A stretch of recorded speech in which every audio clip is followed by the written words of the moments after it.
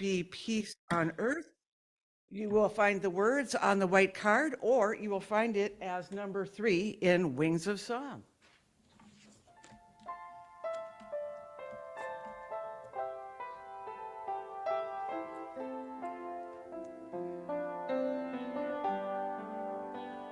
Let there be peace on earth, and let it begin with me. Let there be peace on earth, the peace that was meant to be, with God as creator, family all are we. Let us walk with each other in perfect harmony. Let peace begin with me. Let this be the moment now. With every step I take, let this be my joyous vow. To take each moment and live each moment in peace eternally. Let there be peace on earth, and let it begin with me. Are you doing an opening prayer? Yes.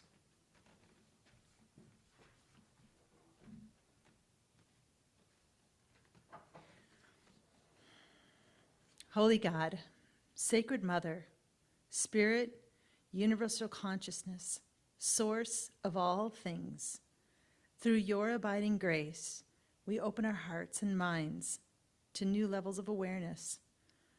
Offer us your divine discernment to know what is helpful and uplifting and what is not. Allow us to see that events are unfolding exactly and precisely as they are meant to unfold in your perfect timing. Amen.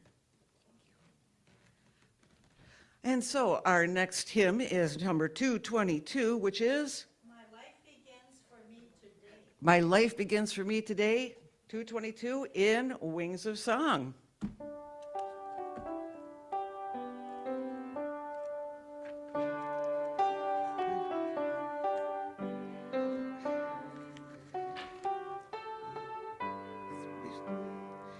Yesterdays have passed away, more to cause a sigh.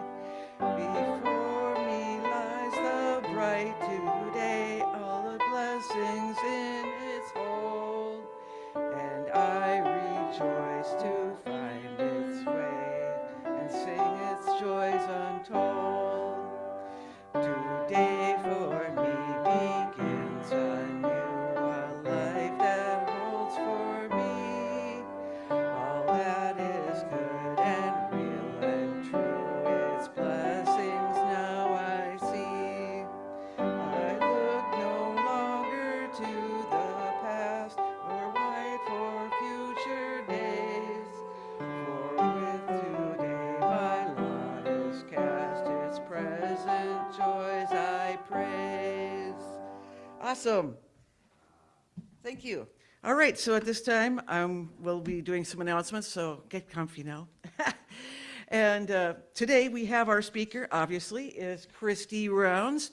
My name is Sue Brewer. I'm the president of the Board of Trustees at Lake Superior Interfaith Community Church here. And what Christy is going to talk about today is telling your best feeling story. And I'm looking forward to that because I have a tendency myself to tell myself bad stories or think of bad things in my head. So look forward to telling your best feeling story. Let's get going on best feeling stories. Now the quick announcements. Monday night, the Unity Book Group is on hiatus, but if you have questions about it, maybe you want to contact Rick Yeomans. He very frequently has good answers to that. Or talk to Carol, or talk to Carolyn Brooks, or somebody else who's in that book group. The Law of Attraction group meeting on Tuesdays is also on summer hiatus. And if you want information about that, if you have any questions about Law of Attraction or Abraham and Esther Hicks, give Sue Hall a call. She would love to chat with you over lunch or coffee about this, and you can find her phone number in our email. Also, the first Sunday meditations are also on hiatus during the summer. So, but if you do want to have Robert do a meditation class for you, or have him do something helpful for you like that, give him a call, or shoot him an email, and or talk to him when he gets here, so that you can discuss with him about that. Now, Pam is here today as well. She's downstairs and ready for doing angel message reading after service. And then there are two business things we have to talk about. First of all, it's coming up, not just for the fact that we've done it every year, but the business of the next month, August, is our annual picnic. Yay, we're gonna have our annual picnic. And we discussed it last week. I went downtown. They had a couple of different dates open for us for at Lester Park, because we liked it so much last year. And if it does rain, we're covered. So August 9th and August 16th were the choices, but the board seemed to think August 9th was a good day. So August 9th, put it in your calendar. We're going to have our picnic at Lester Park, and the big, underneath the big gazebo.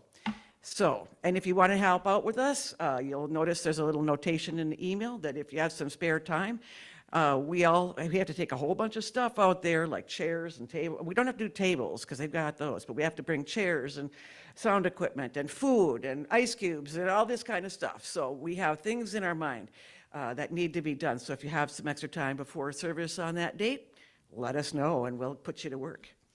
Now, a couple of other major things that are coming up in the near future, well, not as near, are the annual meeting and elections. The elections are during our annual meeting, usually in the last week of October. And during that annual meeting, we will vote on different things. We will give you an update on all of the things that have gone on during this year on the board, and we will also be giving you some financial information about that. And also, we will be electing several new positions: presidency, vice presidency, and 2 board members, or 1. We have lots of openings. So make sure if you have an interest in one of those positions, or if you know of somebody who might be gently talked into it, let us know, because we want to make sure that we are continuing a good governance of our building and our services. The other thing about the annual meeting is, if you haven't done so already, you might want to let us know. There are pieces of paper on the back counter that you fill out. Just put your name, your address, your phone number. If anything's changed, like your email address or your phone number or anything like that, just fill that out, and then just let us know that you want to be a member again for another year. And remember, our membership dues need to be huge. It's not like you have to pay a big amount to be a member of our church. You don't have to do the million thing, but we wouldn't mind it. However, if you want to pay $1, you pay $1. If you want to pay more than that, more than that. Also, we have our little envelopes here. So if you want to pay a little amount each month or whatever, you can put your cash or a check in the envelope and say, your name and the date, and this says, would you like this offering to go towards your membership? And you can say yes. So if you want to give $1 a week or $1 a month for a year, that's fine. And you can do it, easily, one payment at a time. Or if you want to, whatever you want to do, however you want to do it. We also have a way to join us through our church program, which we brought in a couple of years ago. It's kind of like having a membership with public television or public radio. You can be a supporter in multiple different ways, and you can check out the ways on this card. So there should also be some of those on the back table. I think that membership is crucially important, just to let us know that you want to be part of our family. whether, and dollar amount be, we don't worry. But signing your name, saying, yes, I'm part of this family, just makes us feel like we have a great family and you want to join us. So please let us know how you feel and sign up that membership, because once the annual meeting comes around, if you haven't signed up, you can't vote, which is not a big deal for some people. I know don't like to vote for things. I don't necessarily like voting for elections either, but I don't have to this year because I'm still president. So anyway, think about those things, keep them in the back of your mind. It's not for a couple of months now, but we do need to keep it in our minds, as well as the fact that if you want to be on the board. All right, and next week, Kate is going to be speaking for us. Kate Pearson, and she is going to be talking about reconciliation begins with the letter L. So think about that for a week, and she'll let us know what it's all about. All right, any other announcements? Does anybody have any other announcements at this time? All right, so we have next our principles. We will read our principles. We will read them. They're on the white card. So, we believe God is the eternal source and creator of all and is present in everything. Our eternal soul, endowed with free will, grows through many lifetimes. Communication occurs between the physical and spiritual worlds. Prayer and meditation strengthen our connection to the divine. All healing comes from Source.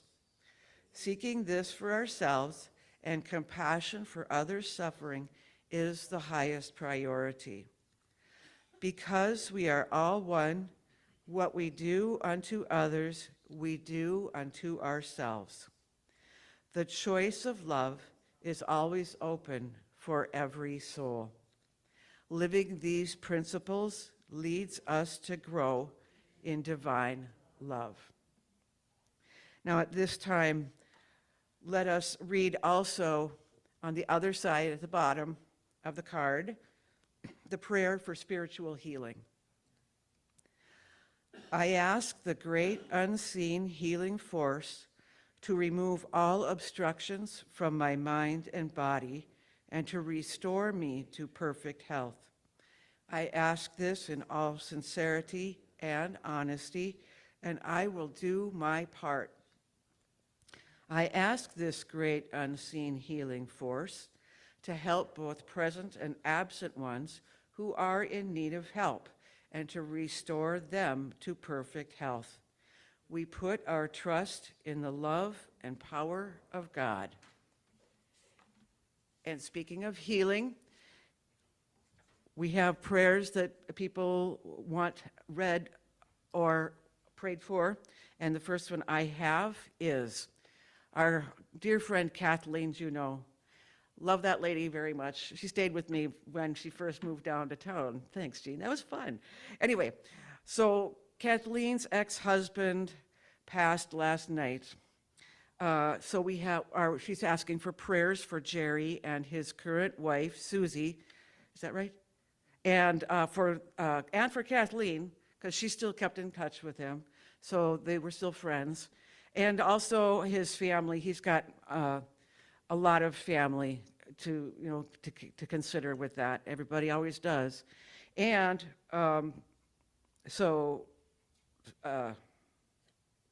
make sure that Susie and Jerry and the family are all involved in your prayers.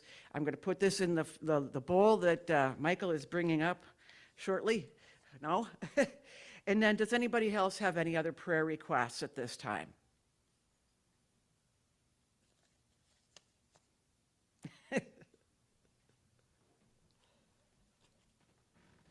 Well, there's always people to pray over. We never know what other people are going through. So let's say prayers in our head for those who are hurting, those who are needing help, anything that we can do to help others, to pray over them. So at this time, we will be singing oh no, I'm sorry. I will bring the singing bowl and we'll have a moment of silence. And then Carol will play in the silence, and then we'll have our healing meditation.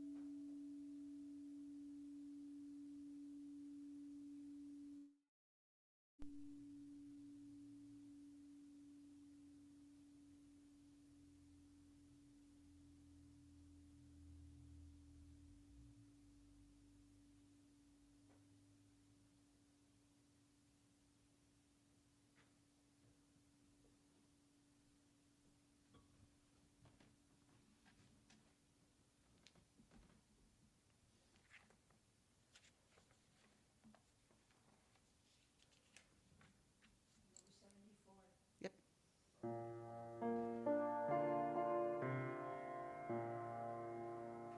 In the silence, there is a sacred place of secret meanings. Love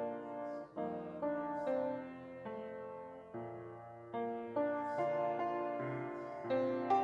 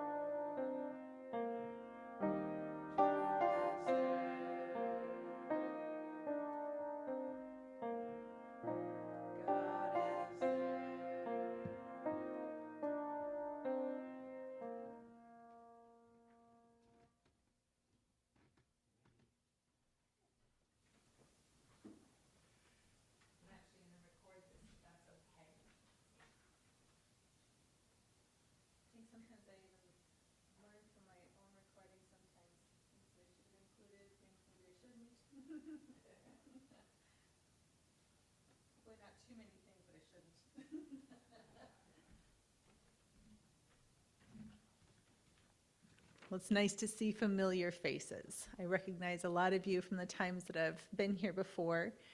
And today's message is about telling your best feeling story.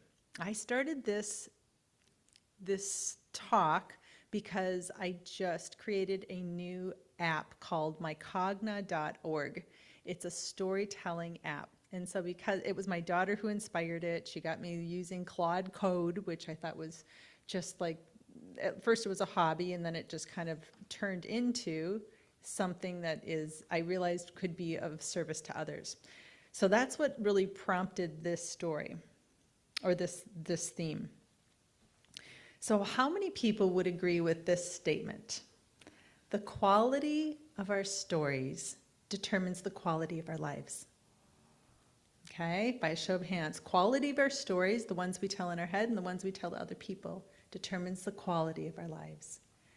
It's a pretty easy statement to agree with, but it's really hard in practice because a lot of our stories, the ones that we tell in our head especially, come from a deeper place, and oftentimes it's subconscious. So how did they get started in the first place?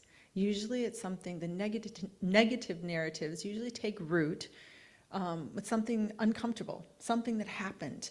And it can be deep in our childhood. It can be something recent, something we're dealing with a coworker. And there are three things that contribute towards reinforcing those negative narratives. One is repetition.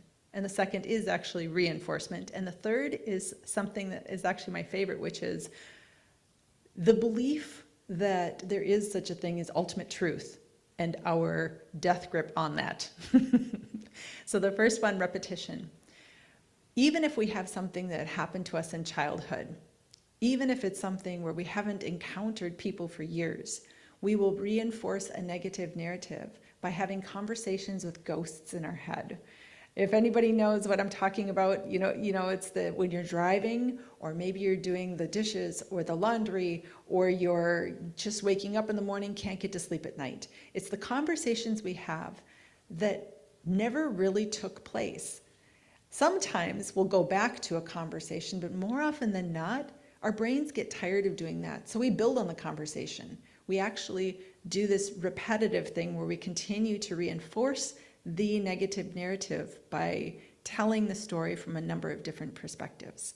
The second thing is reinforcement, which kind of is like repetition, but reinforcement is a little bit different, because this is where we will take external things. So for example, you're at work and your coworker is just a son of a gun. You really have a hard time with this person. And reinforcement is when we ignore evidence to the contrary. So for example, let's say that coworker shows up with a bag of lettuce from their garden and they give it to you. You'll kind of be a little bit confused, a little disoriented, because that doesn't fit your narrative.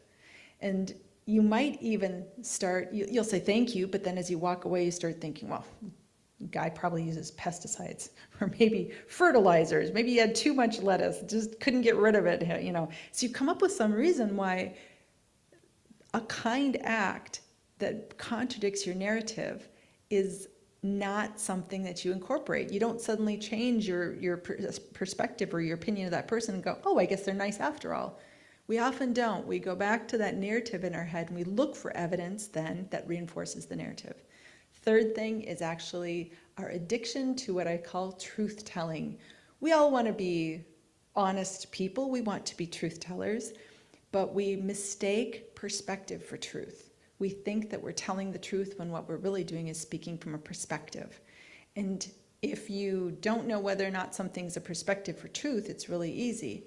If there's anyone else who has an opinion to the contrary, it's a perspective. It's not ultimate truth. So I tell my story. I'll give you an example of a best feeling story and how it can sound at first like a lie. Because sometimes when we are telling something that doesn't fit the narrative in our head, it will sound like a lie. So I was married and I went through a surprise divorce in 2020. And my children, I realized that if they were ever going to speak to their dad again, I was going to need to come up with something drastic. So I came up with my best feeling story. And this is the story I told my children. I said, once upon a time, your dad and I were up in heaven, or whatever place it is that people are before they come to this earth. And we were looking down there and we were like, oh my gosh, we are going to have to get in on that action. I mean, look what they're going to have. They're going to have the internet. They're going to have cell phones. We are going to build some amazing businesses. Look at the opportunities. And to travel, we can travel the world. And we're going to have 3 incredible children. But for whatever reason, and I won't pretend to understand that reason, we knew, our souls knew, that they were not going to be able to accomplish what they wanted to accomplish within the context of marriage. And your dad loved us so much that he was willing to be the one to take the fall, even knowing that it might separate him from us temporarily. But he also knew that we'd all find our way back to him. And when my kids heard this, they said, Mom, that's just a story. You're just making that up. And I said, yes. That is just a story. And yes, I'm making it up. So are you. I said, you give me a reason why your story is any more true or valid than that story. And they tried, but it didn't work.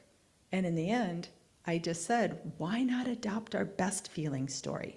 So how do you do that? How do you tell your best feeling story? It requires mental flexibility. It requires almost like a playfulness, a game. Write down as many versions of your story, the thing that causes you pain, something that really hurts, somebody who really bothers you. Write down as many interpretations as possible. And then how do you pick your best feeling story? Well, the word feeling is deceptive because there are things that feel good. Like, for example, being right. Moral superiority. There are also the idea of protecting me and mine at the expense of them and theirs. Those are all things that feel good, but that's not what's involved with your best feeling story. So how do you know that you're telling your best feeling story? It comes down to how does it feel in your body? Your body knows the way. Does it feel expansive or is it constrictive? Does it feel like something where your breath can go deep down into your belly or is it shallow? Your best feeling story will feel like your blood turned to liquid light. It feels like kindness, tenderness, compassion, understanding, and love. It feels gentle and forgiving. That's how your best feeling story feels in your body. So now, are you ready for the master's class? Because this is a little bit of sensitive territory. Things like karma, or ancestral debt, or original sin, or even trauma-conscious healing can be a form of spiritual victim consciousness. Why? Because we are making destiny. Destiny becomes, we're victims of destiny.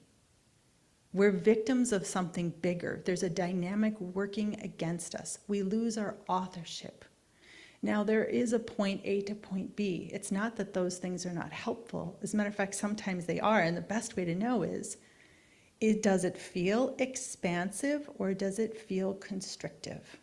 When I think of karma or ancestral debt or trauma-conscious healing or original sin, do those things feel constrictive?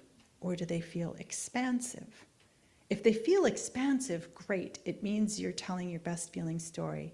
But I'm going to say that oftentimes those modalities are point A to point B, and your best feeling story will be tied to your own authorship.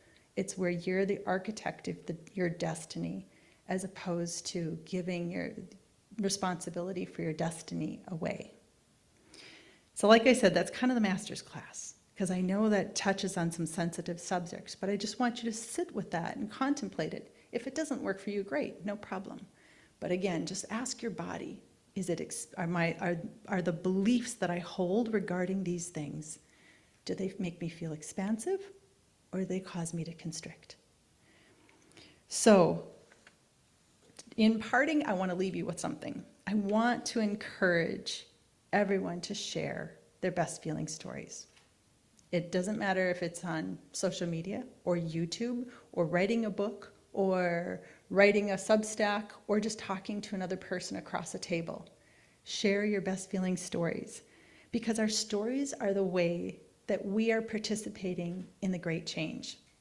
Your story doesn't need to be earth-shattering or particularly insightful to be valuable. It just needs to be true. It needs to be authentic, and it needs to be yours. It's all about transparency. And again, this isn't about likes or views or book sales. That's all part of an old way of thinking. It's past its expiration date.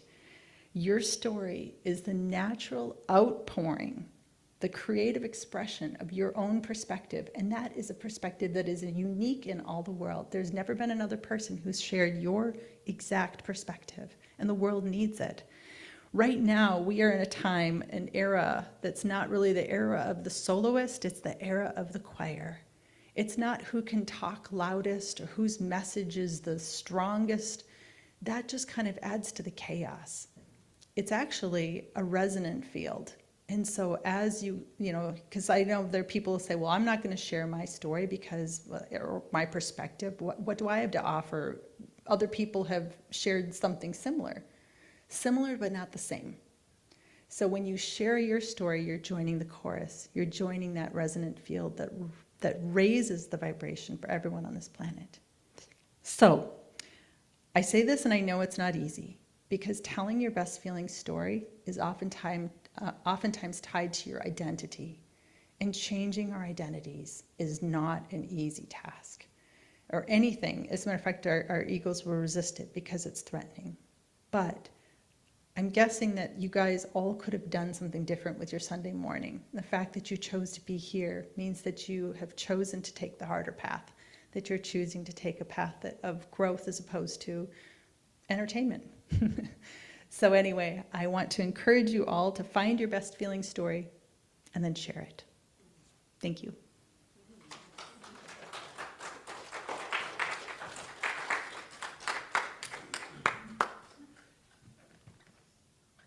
Did you have a meditation you were going to do too, or? I don't, but I've got one. Yeah, I don't know. we can do it in a little bit. You said that was for like at the end, right? Meditation? Yeah. Sure. Okay. All right. So at this time, what we're going to do is we're going to bring forth the baskets, and we'll do the offering, and then we will have Christy's going to come back, and she's going to give us a meditation, and then we will do the church affirmation and sing again, and then we'll get in our circle and sing again.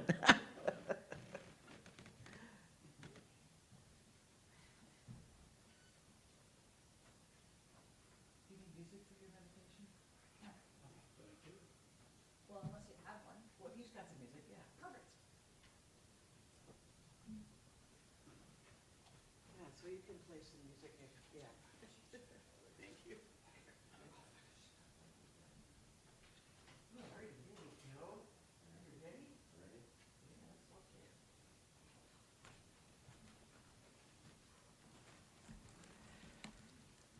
Give us a little prayer there, Jerry. Yes. And so, with our own mind and spirit, we open our heart and our light and love to ourselves, but also to everyone that is here today. And so we're open to the spirit of each of us. And we can feel what we feel.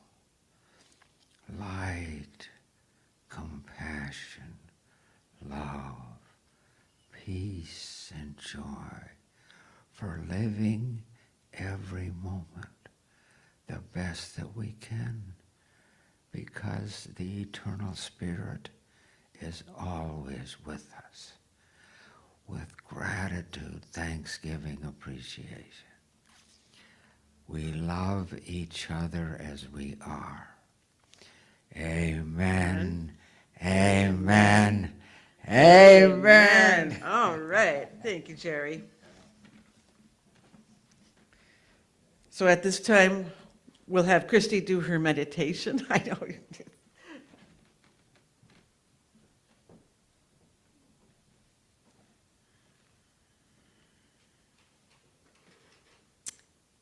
So I didn't have anything written, but I did want to share a practice. So if you just want to begin by closing your eyes, I would encourage you to breathe deeply in through your nose and let that breath of life flow down into your body. And I call this meditation, or this practice, the tail of the dragon. Because there was a time when we had tails, and they were used for balance, they were used for protection, for strength. And those tails were part of our rootedness. But since we lost our tails, we don't breathe as deeply as we used to breathe, because the tails were actually our root.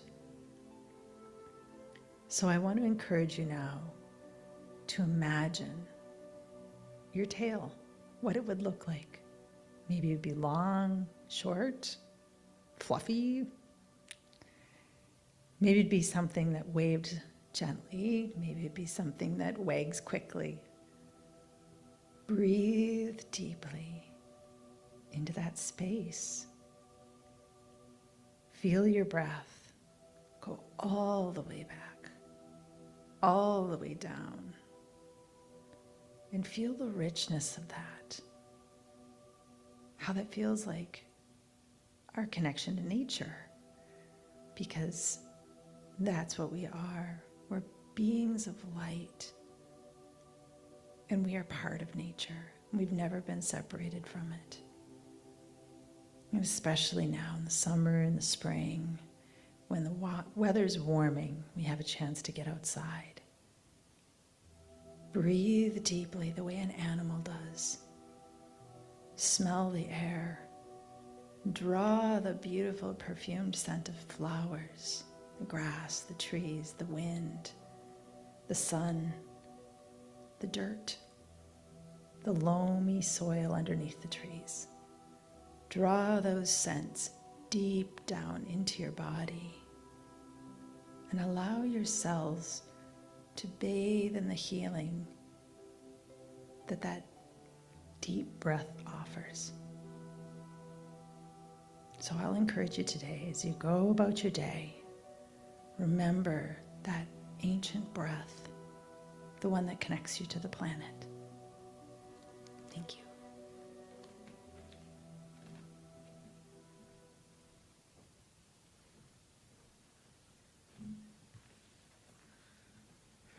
Okay, so at this time we'll sing the next hymn, which is number 187.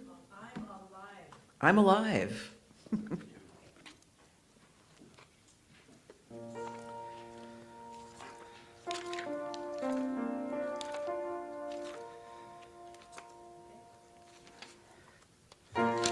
I'm alive with the joy of life. I'm in tune with the song of life. I vibrate with the energy of life. I thrill to beauty of life. I give thanks to the gift of life. I'm alert to the challenge of life. I work at all activity of life. I'd happily play the game of life, and I cherish life. I reveal I love life, I live life, and I cherish life. And thank you, Father, for your life in my life. All right, so at this time, let us read our church affirmation. You'll find that on the white card.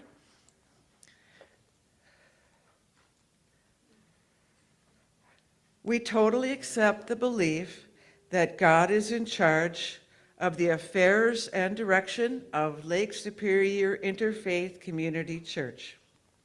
As our thoughts of trust and joyful anticipation join in harmony with the thoughts of all members of this fellowship, we attract the right ministerial leadership and people to our spiritual community, and we are grateful. Do you have a closing hymn that you want to say, or a prayer that you want to say, or no? No. Okay. All right. So as I'm reading this a closing prayer, you can all start to circle up, and then we'll sing our final song, which is God Be With Us. God Be With You. Source Creator, help us each and every day to find the best expression of our soul, to be rewarded in our lives with the flow of abundance, to keep us safe, protected, supported, and have all the benefits of financial security to help us continue expressing the highest version of ourselves without fear, without worry. So if you need the little card for the words for the song, bring it on up with you.